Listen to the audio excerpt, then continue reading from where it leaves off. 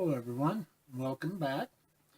We've been talking about anxiety, and in my last video, I gave you some information about it and how it develops, uh, symptoms, even some of the risk factors.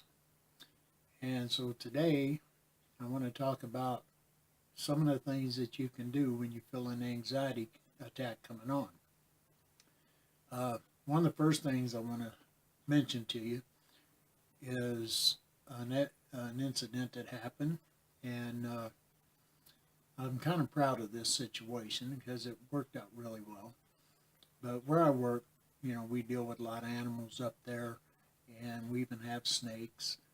And a man and his wife and two daughters came in, and they were looking at the animals, and I walked up to them and asked them if they could, if they needed any help.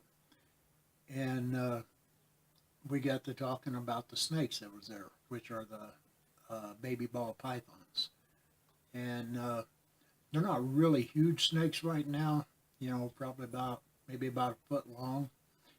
And they were everybody was wanting to hold them except for the guy's wife. She was scared of snakes.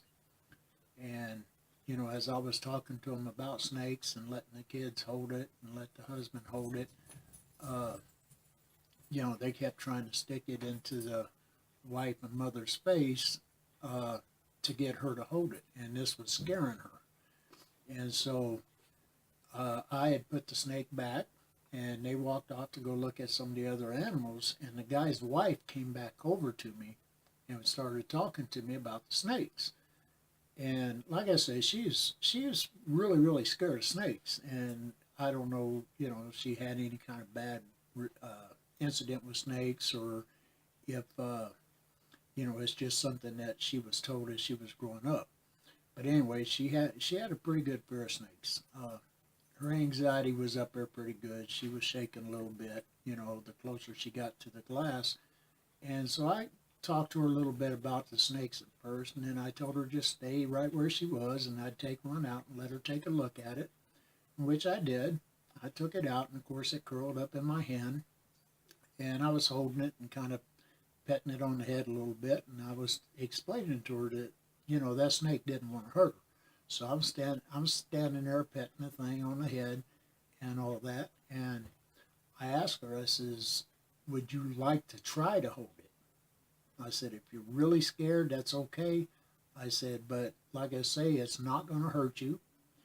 And she was looking at me, she goes, well, I don't know. And I says, well, I'll tell you what. I said, hold your hand out flat, and I will just kind of touch the snake to your hand. If you don't like it, I'll take it back and put it away. And she said, okay. And so when she held her hand out flat, her hand was shaking like this. And it was kind of funny to watch in a way, but, knowing her anxiety and knowing how things were building in her, and I know her heart was probably starting to race, and she was shaking fairly good. And I says, okay, I said, now I'm going to pick the snake up, and I'm going to put my hand under yours, and which I did, and then I gently set that snake down to her hand, and she opened her hand a little bit wider, and she was still shaking, and I released the snake in her hand, and she was standing there, and she was shaking a little bit, and then I told her, I says, why don't you take your other hand and just kind of pat it along the head and the back. And she started doing that, and I noticed all of a sudden her shaking was starting to lessen and lessen until she was just barely shaking at all. And we were standing there talking, and she was holding that snake and petting it, and she was starting to smile because she was feeling better about herself. And one of her daughters came to look for her, and she come walking around the corner and seen her mom holding the snake, and she freaked out. Dad, come look, Mom's holding a snake. Come here and look. And they come running around there, her sister and the husband, and they were looking and they were freaking out because she was standing there holding the snake and petting it and smiling and all that.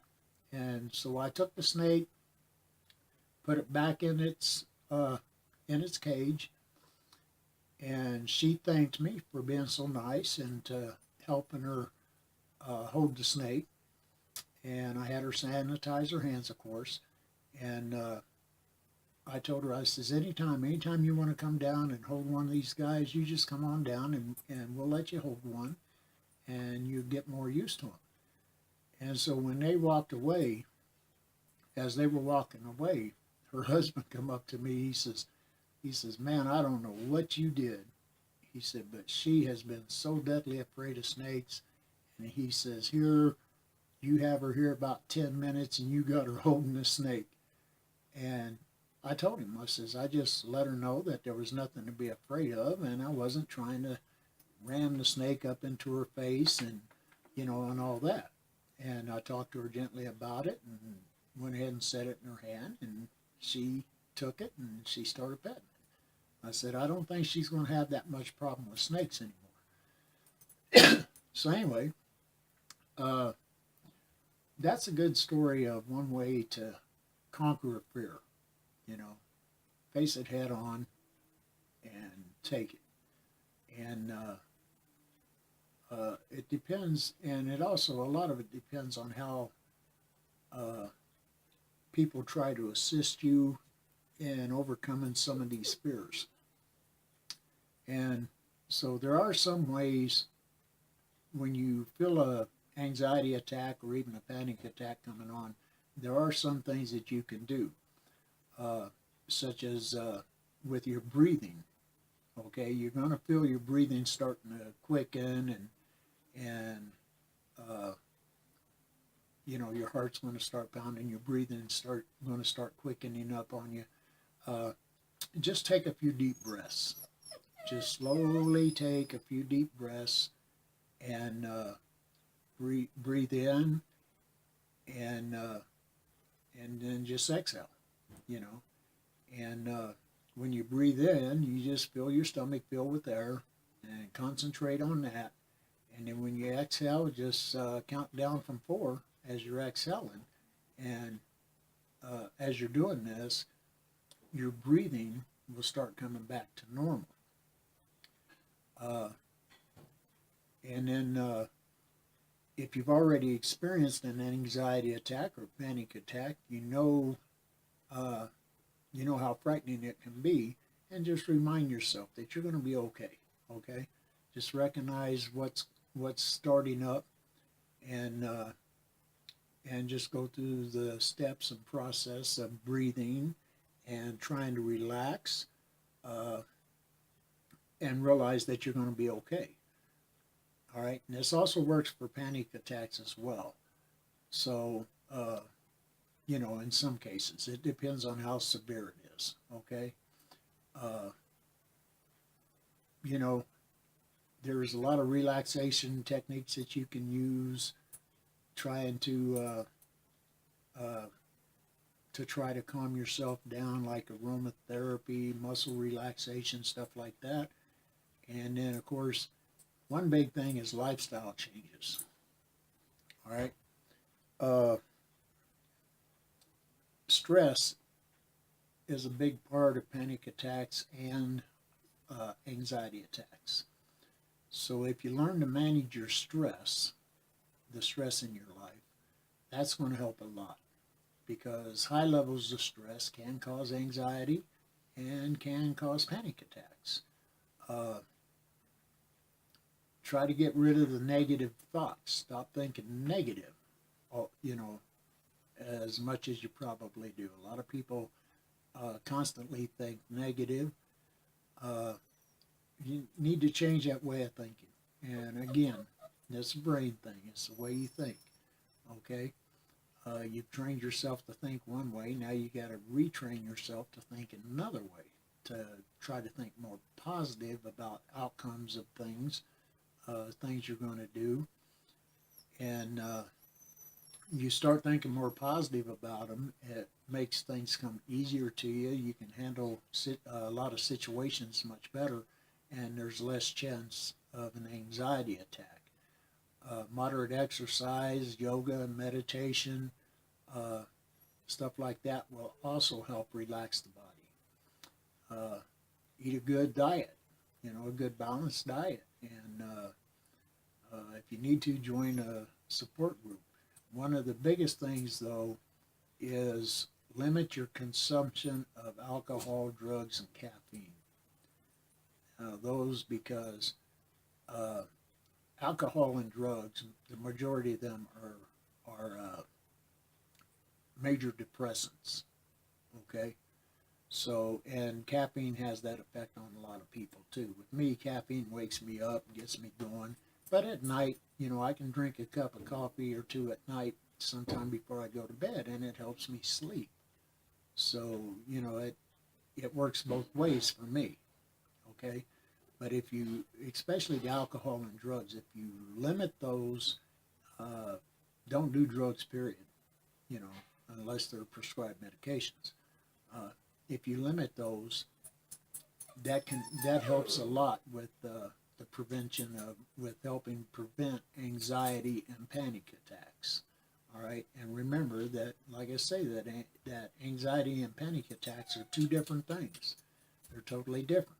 Okay, uh, there are some other options you have too. If you speak to your medical professional, uh, psychiatrist, or your uh, therapist or counselor, whatever.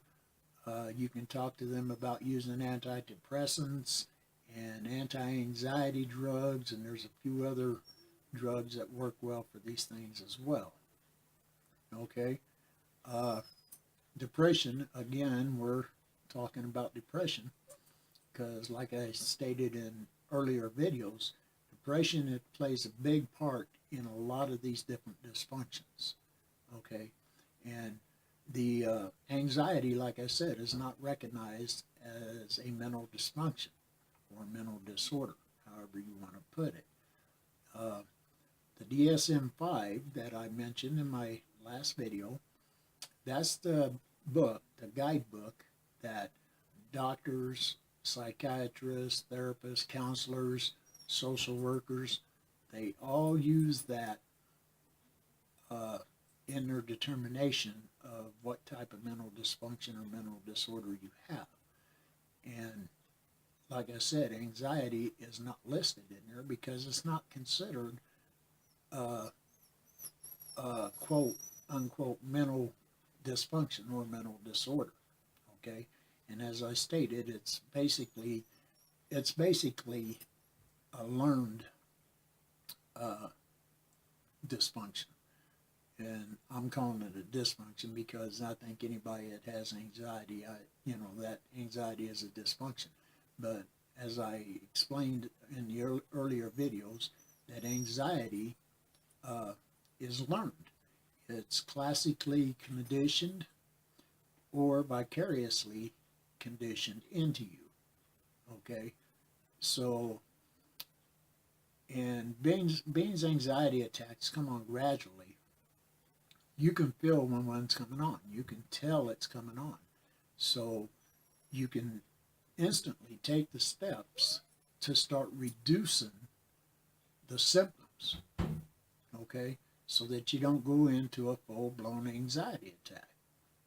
Panic attacks are different. We're going to get into that in the next few videos. But we're talking about anxiety attacks right now. And Beans, you learned the anxiety attack. You learn the anxiety, uh, the things that cause you anxiety. Those were classically conditioned into you or vicariously conditioned into you. So you can basically, I'll just use this phrase, condition them out of you. Okay? Uh, you can fix that problem. All you have to do is, like I say, your thoughts. Okay, you need to change. You need to work hard on changing the way you think about things. If you have a fear of spiders, you need to teach yourself to think on the terms that spiders are not really going to hurt you unless they're a poisonous spider. But you don't have to You don't have to fear even the poisonous spiders. You don't have to fear them so bad that you cause yourself major anxiety. You know that they can be harmful to you. The black widows, brown recluse, and things like that. You know they can be harmful to you. Uh, so you just fear them enough to stay away from them. You don't have to. You don't have to fear them so much that you build up this high anxiety toward them, and and you start freaking out when you get around them. Okay, spiders. Some people have a fear of bees. Uh, Generally, bees aren't going to hurt you unless you step into their domain close to their home. Then they're going to defend themselves because they feel they're under attack. Okay, snakes generally. Snakes are more afraid of you than you are of them. And generally, like a rattlesnake rattles for a reason. It's to let you know that you're in the vicinity of that snake. That snake generally will not strike you unless you get too close to it. Then it feels threatened and it strikes. Okay? So these are the ways you need to start thinking to help get over this anxiety and these anxiety attacks. You need to start thinking on those terms. Okay? My miniature dachshund here, Vinny, he loves to bark at people. He generally doesn't do it unless they come into his domain, which you can hear him whimpering right now because he came in here and the door shut on him, so he can't get out. Uh, excuse me again. But anyway, he'll bark at you when you come around the house. When you come in the yard area or around the house and he hears you out there, he'll bark at you. When strangers come in the house, he tends to really start raising Cain and go after them, but it's highly unlikely that he's going to bite them. I mean, he has been known to nip a couple of times, but other than that, it's highly unlikely that he's actually going to attack you unless you make a sudden move toward me or my wife. Then he's definitely going to attack. But there's no reason to be afraid of him. Just respect the thought that he may nip at you, so you want to be careful. So getting over these anxieties, like I say, is something that you can do. Depending on how bad the anxiety is, it's something that you can work on getting over without having to see a therapist or psychiatrist or anything like that, because they're basically going to give you some of the same information that I'm giving you. However, as I always say, and I say in all these videos, if you have your doubts or if you have your suspicions, to go see one of these people, psychiatrist, therapist, or counselor. Let them give you a plan of things to do to lessen these symptoms, and even in most cases make them disappear. And once you change your lifestyle and set up a plan, it's much easier to overcome these symptoms and to reduce these fears, and even in some cases overcome these fears, like the lady in that story I was just telling you about. Now, I'm sure she still has a little bit of fear of snakes, but she's to the point at the moment where she can actually hold one and pet one and not have much of a problem. Because like I say, her shaking went way down, and she was starting to enjoy holding that snake and petting that snake.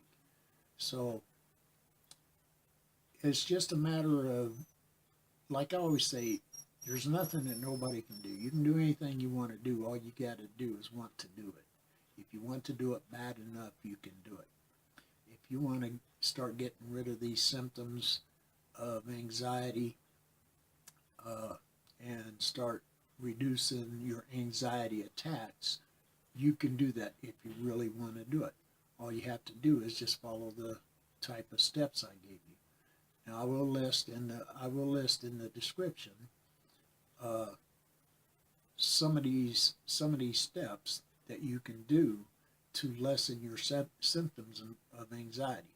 Okay, and hopefully you can lessen them to where you don't have these bad anxiety attacks, or maybe lessen them so much that you don't have this anxiety at all. Okay, so for this video here, I'm going to call it a day on this one. So like I say, leave me a comment down below, give me a thumbs up, and subscribe. And we'll see as we're going along. We'll see if any of this information helps you from any of these videos. Okay. So for now, this is Bernie, baby. Bye bye.